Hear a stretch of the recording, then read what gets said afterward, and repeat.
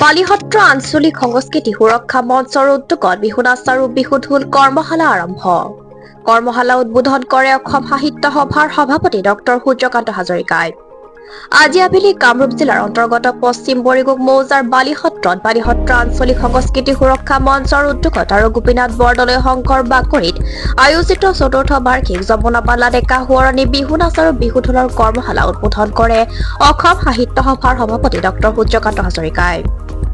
কৰ্মশালা উদ্বোধন কৰি তেওঁ কয় যে অসমৰ বিহু সংস্কৃতিয়ে বিশ্বৰ বিভিন্ন দেশত স্থান লাভ কৰিছে। বিহু নামসমূহ অসমীয়া সাহিত্য সমলৰ মাজত সন্নিৱিষ্ট হৈ আছে। বিহুৰ পৰা নৱপ্ৰজন্মই বহুত শিকিবলগীয়া বস্তু আছে। বিহু সংস্কৃতিৰ যোগেদি অসমীয়া সংস্কৃতি বিশ্ব ধাৱমান হৈছে। এইটো আমাৰ জাতিৰ কাৰণে শুভ লক্ষণ। ভাষণত তেওঁ কয় যে অসমীয়া সংস্কৃতিৰ বিষয়ে সকলো স্তৰৰে লোকে শিকিবলগীয়া আছে। বিহুৰ লগত থকা ব্যাকৰণিক দিশো ভালকৈ বুজি ল'ব লাগিব। আজিৰে পৰা অহা 7 এপ্ৰিললৈ অনুষ্ঠিত হ'ব লগা বিহু নাচ কৰ্মশালা উদ্বোধন কৰাৰ আগতে বিহু কৰ্মশালা ক্ষেত্ৰৰ দ্বাৰ উন্মোচন কৰে নৰ্থ ইষ্ট কেঞ্চাৰ ইনষ্টিটিউটৰ সঞ্চালক গণেশ তামুলীয়ে। দুৱাৰ উদ্বোধনী ভাষণত তামুলীয়ে কয় যে বিহু অসমীয়া জনজীৱনৰ অবিচ্ছেদ্য অংগ।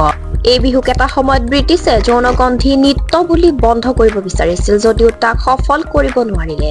অনুষ্ঠানৰ আধ্যৰে সমাজকৰ্মী পিনকেশ্বৰ কলিতাই কৰ্মশালা উদ্বোধনী অনুষ্ঠানৰ উদ্দেশ্য ব্যাখ্যা কৰে। বালিসত্ৰ সংস্কৃতি সুৰক্ষা মঞ্চৰ সম্পাদক সুশীল চন্দ্ৰ ডেকাই প্ৰায় 1.5 শতাধিক প্ৰশিক্ষাৰ্থীৰ অংশগ্ৰহণ কৰা অনুষ্ঠানটোৰ উদ্বোধনী অনুষ্ঠানত অসম সাহিত্য সভাৰ কেইবাজনো সদস্য বিষয়ববীয়াৰ লগতে কামৰূপ জিলা সাহিত্য সভাৰ কেইবাজনো বিষয়ববীয়া উপস্থিত থাকে।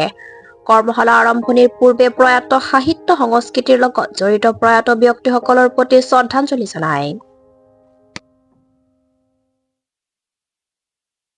যেতিয়া কুলি চৰাই কুকু মাত দিয়ে তেতিয়াৰ পৰা বিহু আচলতে আহেই।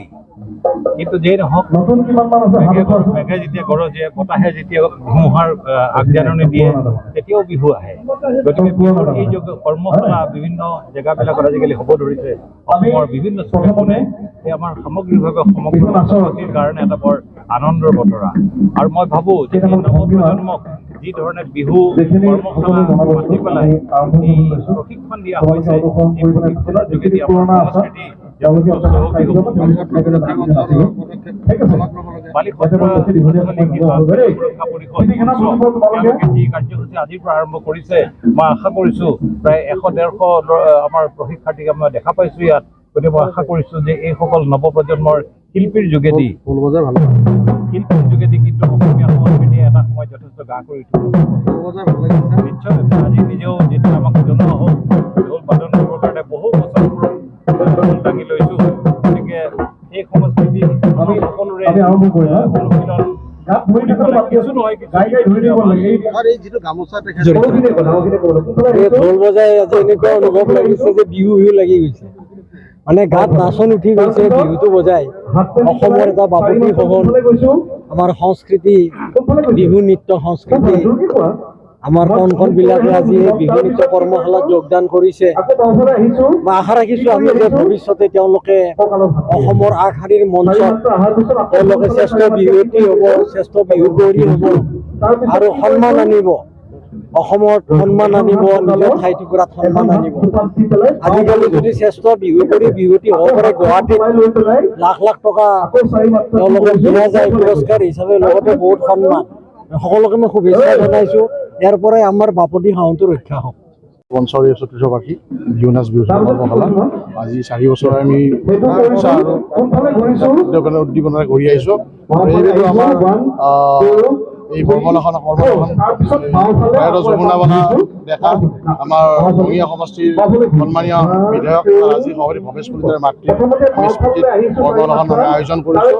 আৰু আমাৰ বালিসত্ৰ অঞ্চলৰে নহয়, আমাৰ ওচৰ চুবুৰীয়া পৰা আমাৰ পশ্চিম বৰিগুগ মৌজাৰ বিভিন্ন ঠাইৰ পৰা আমাৰ ল'ৰা ছোৱালী ইয়াত আমাৰ প্ৰশিক্ষণ ল'বলৈ আহিছে। অভিজ্ঞ প্ৰশিক্ষক বিজয় ভৰালীৰ দ্বাৰা আমাৰ এই প্ৰশিক্ষণ আমাক গ্ৰহণ কৰা হ'ব আৰু খুব উৎসাহ আৰু উদ্দীপনা আমি এই প্ৰশিক্ষণটো কৰিবলৈ আমি মানে অপ্ৰাণ চেষ্টা কৰিছোঁ। ৰঙালী বিহু আগতীয়াকৈ শুভেচ্ছা জ্ঞাপন কৰিছোঁ। আজি বালিসত্ৰ আঞ্চলিক সংস্কৃতি সুৰক্ষা মঞ্চৰ চতুৰ্থ বাৰ্ষিক বিহু নাচ আৰু বিহু ঢোলৰ কৰ্মশালা আজি প্ৰথম দিনৰ কাৰ্যসূচী আছিল। এই প্ৰথম দিনৰ কাৰ্যসূচী আমাৰ কৰ্মশালা তাৰ উন্মোচন কৰিছিল নৰ্থ ইষ্ট কেঞ্চাৰ হস্পিটেলৰ অধ্যক্ষ শ্ৰীযুত গণেশ তামুল আগৰৱালা আৰু আমাৰ মাজত উপস্থিত আছে অসম সাহিত্য সভাৰ সভাপতি পদ্মশ্ৰী সূৰ্যকান্ত হাজৰিকা ডাঙৰীয়াই উদ্বোধন কৰিছিল। অতিথি হিচাপে উপস্থিত আছিল অসম কবি মঞ্চৰ প্ৰধান সম্পাদক জিতু কাঞ্চন ডাঙৰীয়া, কামৰূপ জিলা। ইয়াতে আমাৰ প্ৰায় 4-500 সামৰণি 7 তাৰিখে হ'ব।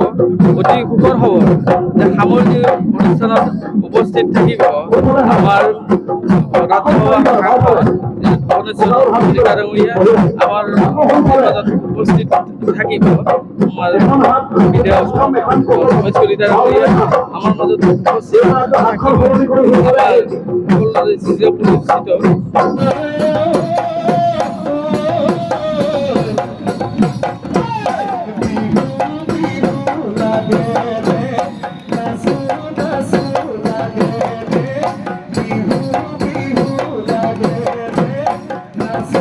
News Desk Report, Assam Patrika 7.